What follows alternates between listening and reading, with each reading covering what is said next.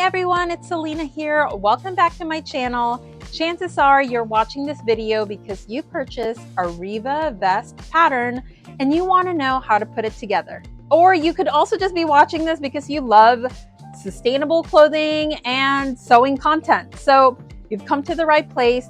If you find this information useful, make sure to like this video and subscribe so you do not miss out on any of our content. This pattern is called the Reeva because it's short for Reversible Vest pattern, and you can purchase a pattern exclusively on our website. I'm going to link it in the description below. So go ahead and pause this video if you want to grab yourself a copy and then come back here and we can go ahead and do this together step by step. Just like my other sew along tutorial videos, this sew along will be broken down in several parts.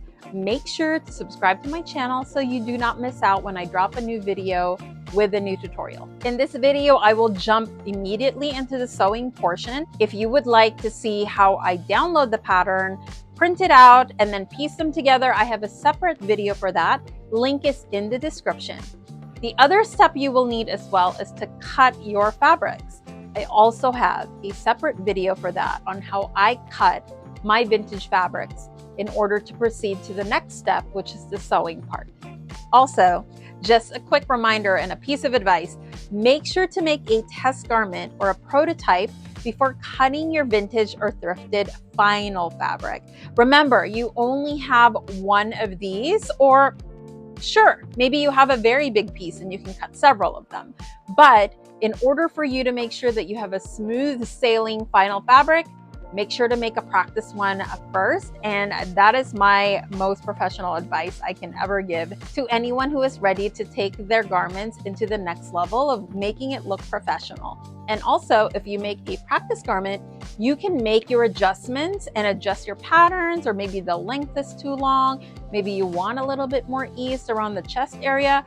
All of the things that you can fix, you can do at the prototype stage and not be regretful in cutting a precious piece of garment and because you did not do your due diligence in making a sample garment. So with that, let's begin.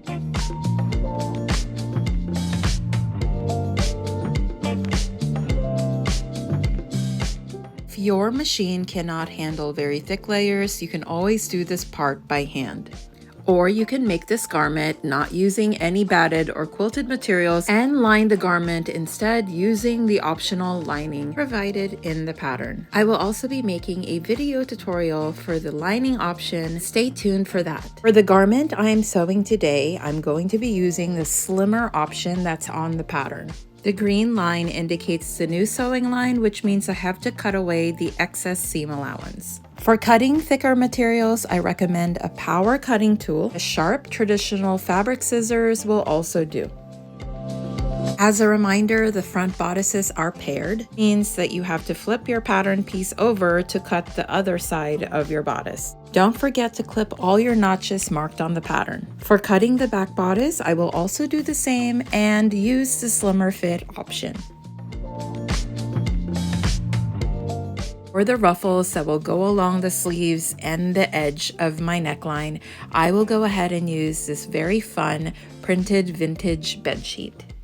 For the ruffles on the sleeves, I'm going to be cutting 2 of these, and remember, your pattern piece is on the fold. I've gone ahead and folded my fabric as well, and as a reminder, make sure to use fabric that is not too thick, because it will be so much easier to do the shearing portion of the ruffles.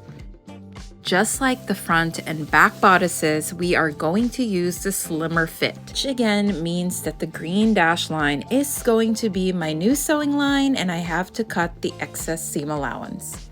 Do this step for both sleeve ruffle seam allowances. Now we are ready to cut the rest of our ruffles. Grab your template, which indicates the measurements needed. For the size medium and large, I need 184 inches long and about 4 inches wide. Grain line indicates the direction of which I will cut my fabric, and because it's such a long piece, I may have to cut several pieces and piece them together to achieve the right length. And with my sewing machine, I will take each end of my strips, kiss the fabrics right side facing together, pin and stitch with about a 3/8 seam allowance. I had to do this to about 3 different strips to achieve the right length. After piecing your ruffle pieces together, take it to an iron, bust each seam open, and press. And while you're here, go ahead and fold your strips in half, wrong side facing each other, and press. Check your measurements and go ahead and trim your strip to size. You can also use trim instead of fabric yardage to make the ruffles of your vest. For this option, you will fold your sleeve ruffle pattern in half and you will line up the sleeve fold against the edge of your trim.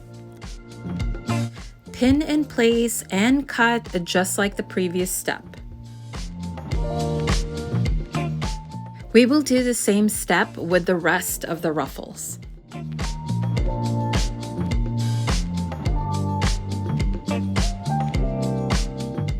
Here is a side-by-side look if you decide to use fabric versus trim.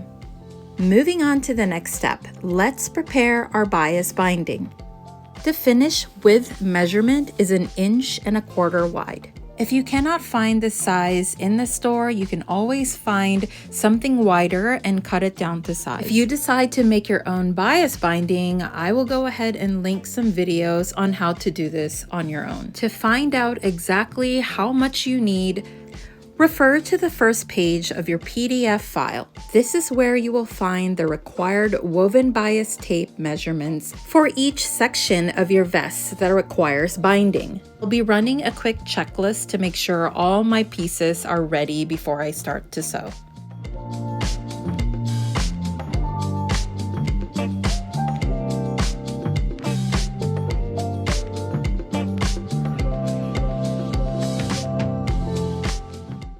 And now we are ready to sew. But before that, we are going to turn all of our pattern pieces inside out, pin both shoulder seams together, make sure that your notches line up. Do the same with the side seams. Always refer to your pattern for the seam allowance required for this garment. Begin sewing both shoulder seams. Do this step very slowly. I usually use the end of my scissors as a guide when I'm sewing through very thick layers of fabric. After sewing through your side and shoulder seams, it is now time to trim off the excess batting that's creating the bulk in our seams. You will find the batting sandwiched between the 2 layers of fabric. With your scissors, slowly clip away the batting. Try to get as close as possible to the stitching without clipping away any of the stitches. And now we are ready to clean finish our side and shoulder seams with binding. We will fold the width of our binding 3 ways. Take your binding into the ironing board, fold and press. Then you will take the top third of the binding, fold, and do the same step. After doing these steps, your binding should look like this.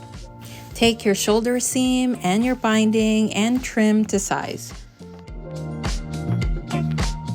Open up the binding like so and pin with the seams edges lined up together. There's quite a bit of layers here, so make sure that everything is flat and make sure to pin through all the layers. Using the same 3/8 seam allowance, slowly stitch down the binding onto the shoulder and side seams. After sewing the first part, take your seams onto the iron and press like so. You will then take all of the excess seam allowance and tuck it into the third fold of your binding.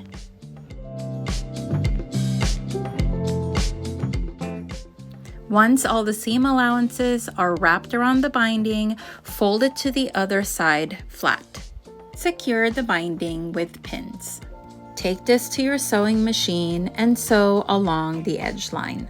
Do this step flat and very slowly, making sure you're not sewing through other layers of your quilt. We have now reached the end of part 1 of this sewing tutorial of the Reeva vest pattern. To continue sewing this garment along with me, make sure to watch part 2. We'll be posting it next week. See you then!